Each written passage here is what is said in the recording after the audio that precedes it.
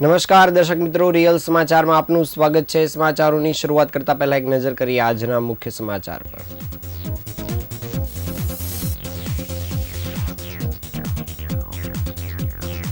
દક્ષિણ ગુજરાતમાં મેઘરાજાની તોફાની બેટિંગ, સુરતમાં રસ્તાઓ પર પાણી ફરી વળ્યા। મહારાષ્ટ્રથી સુરત એમની ડ્રગ્સની ડિલિવરી કરવા આવેલા શખ્સને પોલીસે પકડી પાડ્યો। ઉધનામાં એક સોસાયટીમાં બે બાળકોએ ગણેશ પંડાલમાંથી કરી ચોરી, દાનપેટી લઈ થયા ફરાર। સુરત શહેરમાં ગણેશ વિસર્જન યાત્રા દરમિયાન પાલિકાની સિટી બસ સેવા સંપૂર્ણ બંધ રહેશે। આશા વર્કરોએ સરકારની ઓનલાઈન કામગીરીનો નોંધાવ્યો ભારે વિરોધ।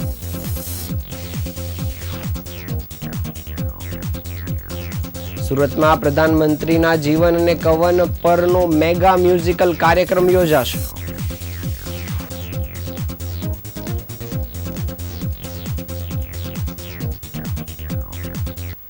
સમાચાર વિગતે જોઈએ। હવામાન વિભાગ દ્વારા રાજ્યમાં 4 થી 10 સપ્ટેમ્બર દરમિયાન ભારે વરસાદની આગાહી કરવામાં આવી છે। તો બીજી તરફ સુરત શહેર અને જિલ્લામાં છેલ્લા 2 દિવસથી વરસાદી માહોલ જામ્યો છે। આજે પણ સુરત જિલ્લામાં વરસાદી માહોલ છે, ત્યારે સુરત જિલ્લા પોલીસ દ્વારા લોકોને ગણેશ વિસર્જન દરમિયાન નદીઓમાં ગણપતિ વિસર્જન કરતી વેળા સાવચેતી રાખવા અપીલ કરવામાં આવી છે। ગુજરાતમાં છેલ્લા 15 દિવસથી સતત વરસાદ જોવા મળી રહ્યો છે, તેના કારણે અનેક જગ્યાએ તારાજી સર્જાઈ છે। આ સિવાય અનેક રોડ રસ્તા પાણીમાં ગરકાવ થઈ ગયા છે અને દક્ષિણ ગુજરાતમાં સતત વરસી રહેલા વરસાદના કારણે અનેક લોકોને મુશ્કેલીનો સામનો કરવો પડી રહ્યો છે। છોટાઉદેપુરમાંથી પણ આવી જ ઘટના સામે આવી છે, જેમાં સંખોડા હાંડોડ રોડ પર એસટી બસ અને ખાનગી 2 બસો ફસાઈ ગઈ હતી। જોકે સ્થાનિકો દ્વારા તાત્કાલિક ઘટનાસ્થળ પર પહોંચી જઈને સેવા કરવામાં આવતા મુસાફરો પણ માંડ બચ્યા હતા। સતત વરસી રહેલા વરસાદના કારણે બારડોલીમાં જળબંબાકારની સ્થિતિ સર્જાઈ હતી, જ્યારે ભારે વરસાદના કારણે રોડ પર પાણી ફરી વળ્યા હતા। તો બીજી તરફ સુરતમાં પણ સતત વરસાદના કારણે રસ્તા પર પાણી ફરી વળ્યા છે અને સુરતના મોરાભાગળ વિસ્તાર પાણીમાં ગરકાવ થઈ ગયેલો જોવા મળ્યો હતો। તો મોરાભાગળ ઉપરાંત કતારગામ, વરાછા સહિતના વિસ્તારોમાં નીચાણવાળા વિસ્તારમાં પાણી ફરાઈ ગયા હતા। આ સિવાય અનેક બીઆરટીએસ બસ સ્ટોપ પર પણ પાણી ફરી વળ્યા હતા। કમર સુધીના પાણી ભરાઈ જવાના કારણે અનેક વાહનો ફસાઈ ગયા હતા અને ખેતરોમાં પણ પાણી ફરી વળતા ખેડૂતોને રોવાનો વારો આવ્યો છે। આ સિવાય અંકલેશ્વર સુરતને જોડતા સ્ટેટ હાઈવે પર પણ પાણી ફરી વળ્યા હતા અને કડકિયા કોલેજ નજીક માર્ગ પર પાણીનો ધસમસતો પ્રવાહ જોવા મળ્યો હતો। એવામાં લોકોએ જીવના જોખમે સ્ટેટ હાઈવે પરથી પસાર થવાની ફરજ પડી હતી। તો ડીવાયએસપી આર સરવૈયાએ જણાવ્યું હતું કે આવતીકાલે વિસર્જન છે અને પોલીસ તરફથી ખૂબ સારો બંદોબસ્ત કરવામાં આવ્યો છે, પરંતુ અમે નાગરિકોને અપીલ કરીએ છીએ કે અતિ ભારે વરસાદના કારણે અને હજુ પણ 2 દિવસ ભારે વરસાદ પડવાની આગાહી છે, તો નાગરિકોને વિનંતી છે કે પોતે સલામત રીતે કામ ધંધા પર જાય અને બિનજરૂરી બહાર નીકળવાનું ટાળે, ઉપરાંત બિનજરૂરી રીતે નદી કિનારે કે નદીની અંદર પ્રવેશ ન કરે।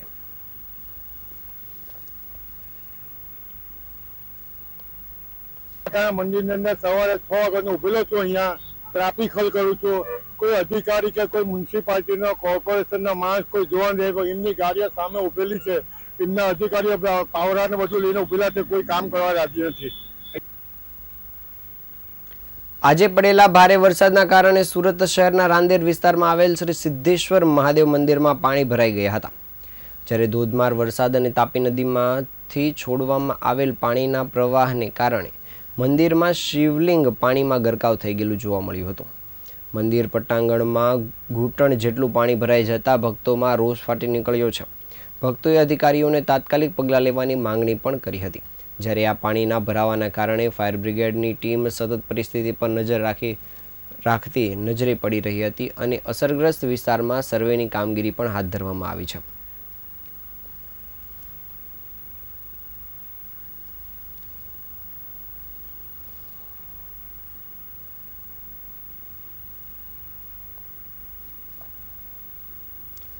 નવસારી જિલ્લામાં વહેલી સવારથી જ સાર્વત્રિક વરસાદનો દોર શરૂ થયો છે. હવામાન વિભાગે દક્ષિણ ગુજરાત માટે ઓરેન્જ એલર્ટ જાહેર કર્યું છે.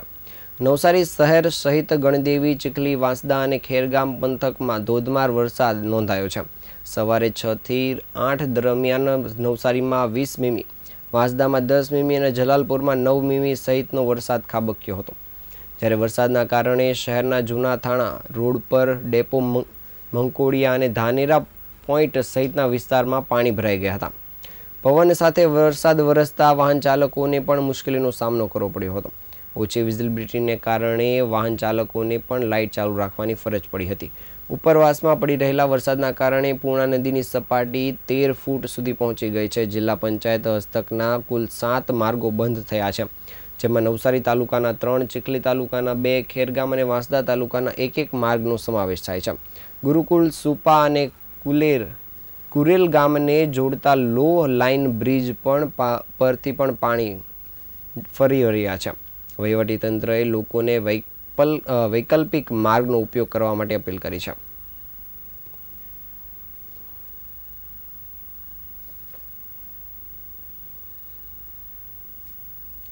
સુરત શહેર ક્રાઇમ બ્રાન્ચે મહારાષ્ટ્ર જલગાંવથી ટ્રેન મારફતે ઉમરપાડા, ચીમની ટેકરા, સલીમનગર ઝુંપડપટ્ટીમાં એમડી ડ્રગ્સની ડિલિવરી કરવા આવનારા મહારાષ્ટ્રના એક શખ્સને ઝડપી પાડ્યો છે.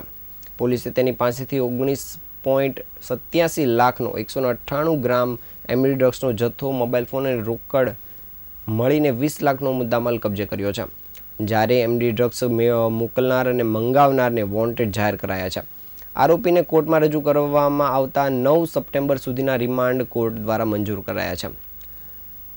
સુરત શહેર ક્રાઇમ બ્રાન્ચની ટીમને બાતમી મળી હતી કે મહારાષ્ટ્ર જલગાંવ ખાતેથી એક શખ્સ એઝાઝ શેખ એમડી ડ્રગ્સનો જથ્થો લઈ સુરત ઉમરપાડા, ચીમની ટેકરા, સલીમનગર ઝુંપડપટ્ટીમાં એક શખ્સને ડિલિવરી કરવાનો છે. અને આ બાતમીના આધારે સુરત શહેર ક્રાઇમ બ્રાન્ચે ઉમરપાડા, ચીમની ટેકરા ખાતે સલીમનગર ઝુંપડપટ્ટીના ઘર નંબર 14ના પહેલા માળે રૂમમાં રેડ પાડી એમડી ડ્રગ્સની ડિલિવરી કરવા આવનાર ટ્રક ડ્રાઈવર એઝાઝ ઉર્ફે છોટિયા ઉસ્માન શેખને ઝડપી પાડ્યો હતો.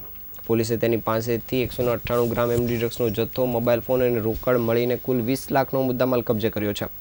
પોલીસે આરોપીની એમડી ડ્રગ્સ બાબતે પૂછપરછ કરતા તે એઝાઝ એમડી ડ્રગ્સનો જથ્થો કૌટુંબિક ભત્રીજા અબ્રાર ઉર્ફે હાજી ઉર્ફે જિલ્લાની શેખ પાસેથી લઈ આવ્યો હતો. જે ડ્રગ્સ લઈ તે તેની પત્ની સાથે મહારાષ્ટ્ર જલગાંવથી ટ્રેન મારફતે સુરત આવ્યો હતો અને જે દરમિયાન તેની ધરપકડ કરવામાં આવી હતી. જે બાદ પોલીસ દ્વારા તેને કોર્ટમાં રજૂ કરવામાં આવતા કોર્ટે 9 સપ્ટેમ્બર સુધીના રિમાન્ડ મંજૂર કર્યા છે.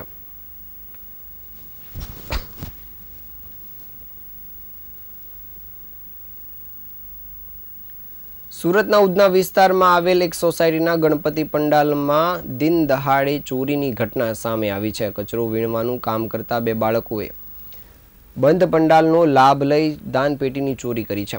આ સમગ્ર ઘટના સોસાયટીના ગેટ પર લાગેલા સીસીટીવી કેમેરામાં કેદ થઈ જવા પામી છે.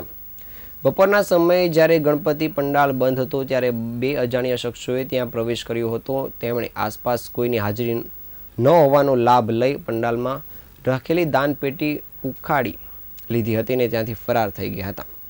સીસીટીવી ફૂટેજમાં જોઈ શકાય છે કે આ બંને બાળકો કચરો વીણવાના બહાને સોસાયટીમાં પ્રવેશ કર્યો હતો અને તેઓએ પહેલાં આસપાસનું નિરીક્ષણ કર્યું હતું અને જ્યારે તેમને ખાતરી થઈ કે કોઈ તેમની પર નજર રાખી રહ્યું નથી ત્યારે તેમણે આ ઘટનાને અંજામ આપ્યો હતો. આ ઘટનાએ સોસાયટીના રહેવાસીઓમાં ચિંતાનું વાતાવરણ ઊભું કર્યું છે.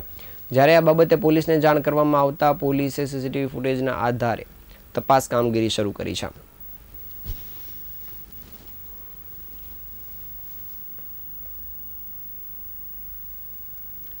સુરત શહેરમાં દબદબાભેર ઉજવાયેલા ગણેશ ઉત્સવ હવે પૂર્ણતાને આરે આવી રહ્યો છે. ગણેશ વિસર્જન દિવસે શહેરમાં સંખ્યાબંધ ગણેશ વિસર્જન યાત્રા નીકળવાની હોય પાલિકાએ શહેરની તમામ સિટી બસ બંધ રાખવાનો નિર્ણય કર્યો છે. શહેરમાં ગણેશજીની પ્રતિમાનું વિસર્જન થશે જેથી બસ ઓપરેશન ખોરવાઈ જવાની સંભાવના રહેલી છે અને વિસર્જનના કાર્યમાં કોઈ અડચણ ઊભી ન થાય તે માટે બસ સેવા બંધ રાખવાનો નિર્ણય કરાયો છે. સુરત મહાનગરપાલિકા દ્વારા જાહેર પરિવહન સેવાના ભાગરૂપે શહેરજનોને સુરત શહેર તથા આજુબાજુના વિસ્તારમાં BRTS અને સિટી બસની સુવિધા રાહત દરે પૂરી પાડવામાં આવી રહેલ છે. ભારતના સૌથી લાંબા 108 કિલોમીટરના ટેડી ડેકોરેટેડ બીઆરટીએસ કોરિડોર મારફતે દૈનિક ધોરણે આશરે 2 લાખથી વધુ મુસાફરો દ્વારા સદર સેવાનો લાભ લેવાઈ રહ્યો છે. આગામી શનિવારે એટલે કે આવતીકાલે ગણેશ વિસર્જન છે, જેના કારણે બસ સેવા માટે મહત્વનો નિર્ણય લેવામાં આવ્યો છે. સિટીલિંકના જણાવ્યા અનુસાર પોલીસ કમિશનરના જાહેરનામા અનુસંધાનમાં લઈને શહેર વિસ્તારમાં ગણેશજીની પ્રતિમાનું વિસર્જન થશે. તે દરમિયાન તમામ ઊંચાઈ ધરાવતી ગણેશજીની પ્રતિમા તથા અન્ય પ્રતિમા કૃત્રિમ તળાવ અથવા કુદરતી ઓવારા ખાતે વિસર્જન કરવામાં આવશે. દરમિયાન અઠવા ગેટ, પીપલોદ વિસ્તાર, મજુરા ગેટ વિસ્તાર, અઠવા ઓવરબ્રિજ, સરદાર તાપી બ્રિજ, અડાજણ ગામ, પાલ આરટીઓ, ભાઠા ગામ તેમજ ઓએનજીસી સર્કલ, ક્રિપ્કો ઓવરબ્રિજ, મોરા સર્કલ સહિતના વિસ્તારમાં બીઆરટીએસ તેમજ સિટી લિંક બસોની સેવા બંધ રાખવાનો નિર્ણય કરાયો છે. આ ઉપરાંત ગજેરા, રત્નમાલા સર્કલ, ડભોલી 4 રસ્તા, ડભોલી બ્રિજ, સુભાષ બાગ સર્કલ, દાંડી રોડ, જહાંગીરાબાદ વિસ્તારનો પણ સમાવેશ થાય છે.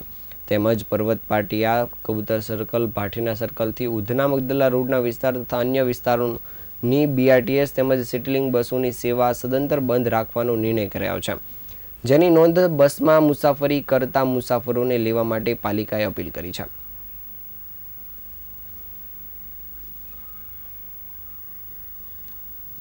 ગુજરાત આશા એન્ડ હેલ્થ વર્કર યુનિયનના નવસારી વિભાગે રાજ્ય સરકાર સમક્ષ એક મહત્વની રજૂઆત કરી છે.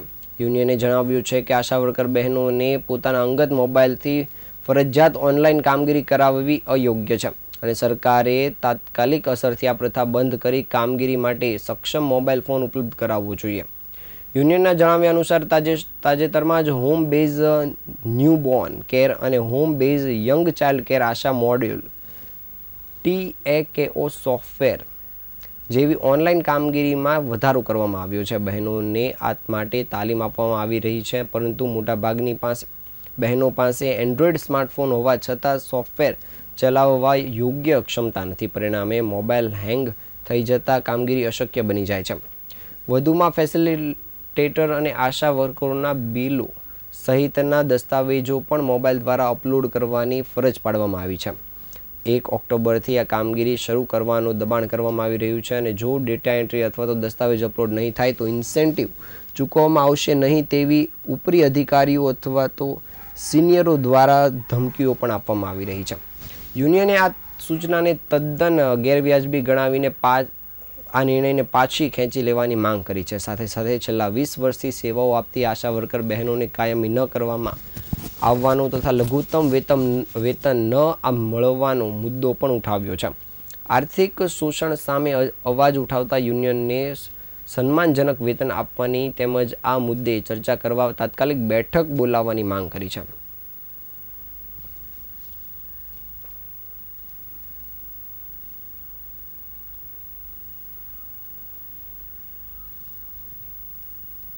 આગામી તારીખ 7 સપ્ટેમ્બરના રોજ સુરત શહેર ખાતે લેબ્રોન ડાયમંડ એસોસિએશન દ્વારા પ્રધાનમંત્રી નરેન્દ્ર મોદીજીના જીવન અને કવન પરનો મેગા મ્યુઝિકલ મલ્ટીમીડિયા કાર્યક્રમનું આયોજન કરવામાં આવ્યું છે. વડાપ્રધાનના જીવનના વિવિધ પ્રસંગોને સંગીત અને નૃત્યથી રજૂ કરતો દેશનો પ્રથમ મલ્ટીમીડિયા કાર્યક્રમ રજૂ થશે.